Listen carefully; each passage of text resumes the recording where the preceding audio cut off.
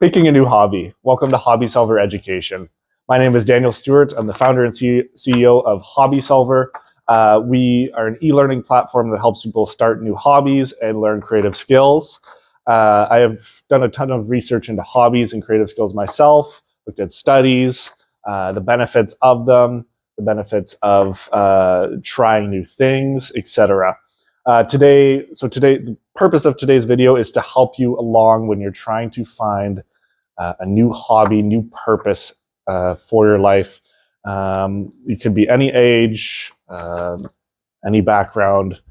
We're just here to help you start your next thing and find the thing that you love. So the first thing we'll be looking at is what is a hobby? What is the word? What does it mean? So a hobby is often defined as an activity done for pleasure in one's leisure time. This is why I love this word. It's so versatile. It can mean and refer to so many different activities, sports, and creative arts of any sort.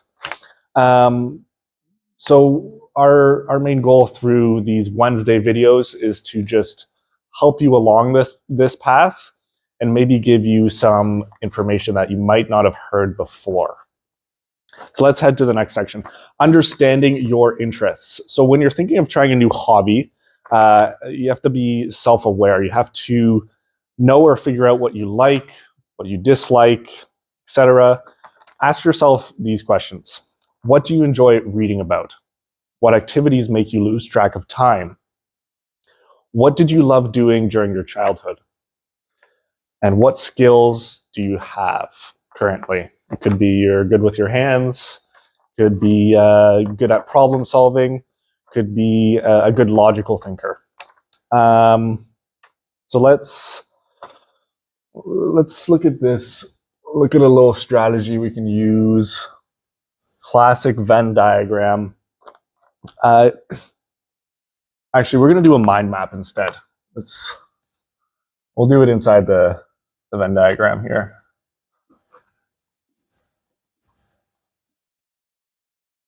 So what you want to do,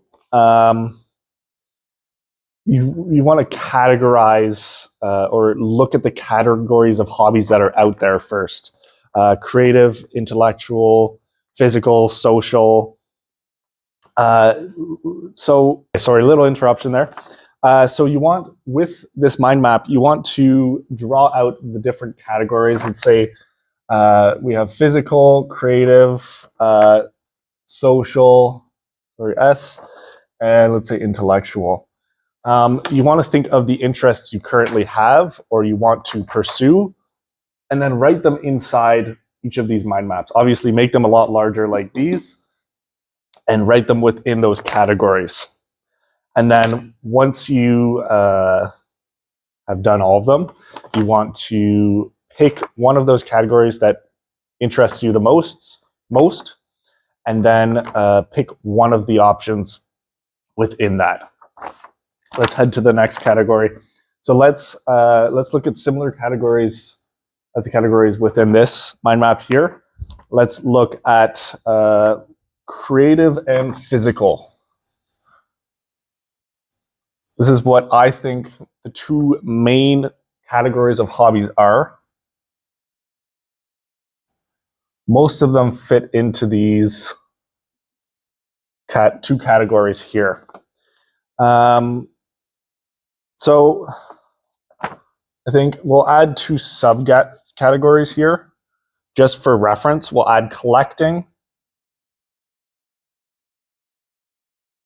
and sports, just so we can have a little bit more variety of hobbies we can look at. So what are some examples we can put into these? So for creative, let's put painting. We'll put woodworking and knitting. And then physical, we'll do weightlifting,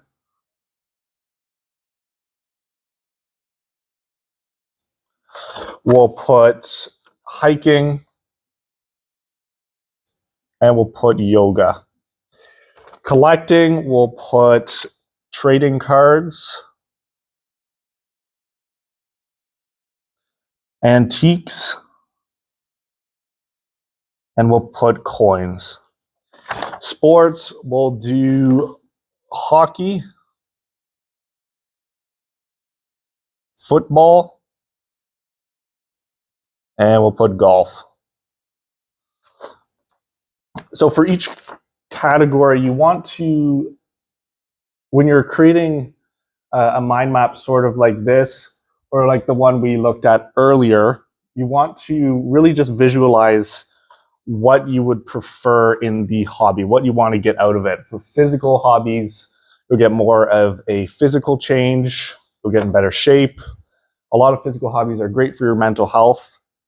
Creative hobbies, great for your mind, great for improving your cognitive health, and helping, a lot of them help with problem solving as well. And so choosing the right hobby for you isn't just about what sounds fun, but there's also practical considerations. So I'm just going to erase this quick, and then I'll be back.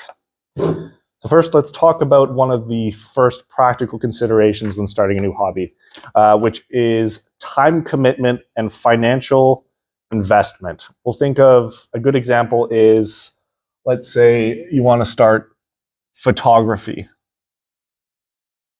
Write that down. And Jimmy wants to start running. So you want to start photography and Jimmy wants to start running. When you're thinking of the time and financial considerations, a hobby like photography, the financial beginning will be much higher than something like running, when all you need is just a good pair of running shoes. Next, we'll look at how much time can you realistically dedicate to said hobby. You want to think of any family commitments you might have, any work considerations when it comes to your schedule, etc., etc. Family space as well. If you have a hobby that requires a lot of workshop space, you might need to figure out how to actually find the space for that. You also want to, another practical consideration is, think of, you want a hobby that you can do for a while. You don't really want a hobby that you do for a year and then stop. You want something that you can do for a year and continue to love. So let's draw a little visual representation. Instead of starting a hobby and then stopping after a year, you want something where you're continuously growing. So hobbies with high growth curves are much better than hobbies that don't interest you after a year. You want to find something that there's a lot of room to grow and a lot of content to learn. Board has been erased. So sometimes when you're finding or looking for a new hobby, it's all about trial and error. It's all about iteration. You need to try this, you need to try that. Sometimes you'll fail, sometimes you'll fall, and eventually you'll find that set of staircases, or a staircase that'll lead you up to what you're looking for. So you have to not be afraid of trying different things, trying something new, trying new technology, etc. And it's perfectly okay if your first choice doesn't click. It's very rare that you'll try a new hobby and it'll be the one that you'll do for the next 40 years and continue to enjoy until you pass. The key is just to keep experimenting until you find something that really just sticks. Think of it as a feedback loop. You want to, like I said, iteration. You want to try, reflect, adapt, and then ultimately retry if you fail. So think of it like that. Sometimes, sometimes people do find it on the first try and it's dream hobby straight away. But a lot of the times you'll have to go through a process like this.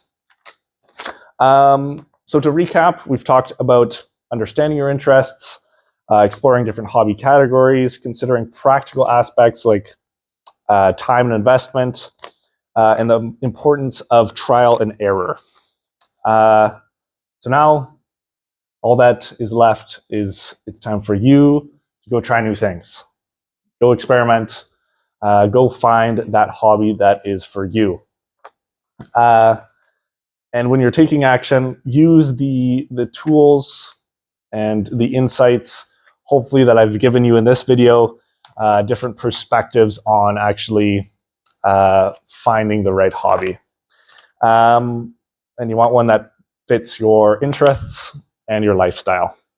Consider there are great tools. We have our app, HobbySolver Launchpad. We'll be launching the full version in the next few months. Right now, the beta, you can connect with skilled mentors in various hobbies and creative skills, and you can book a one-on-one session with them. They'll walk you through actually starting the hobby, the materials you should buy, etc. Full version will have a few new capabilities that we'll be releasing the news about those soon. I love to hear about what you're trying, what hobbies you're stepping into. Share it in the comments below. Thanks for watching. If you enjoyed this video, you can subscribe, like the video. It'll help us out. We're just starting growing and trying to help some people out. I'll see you later.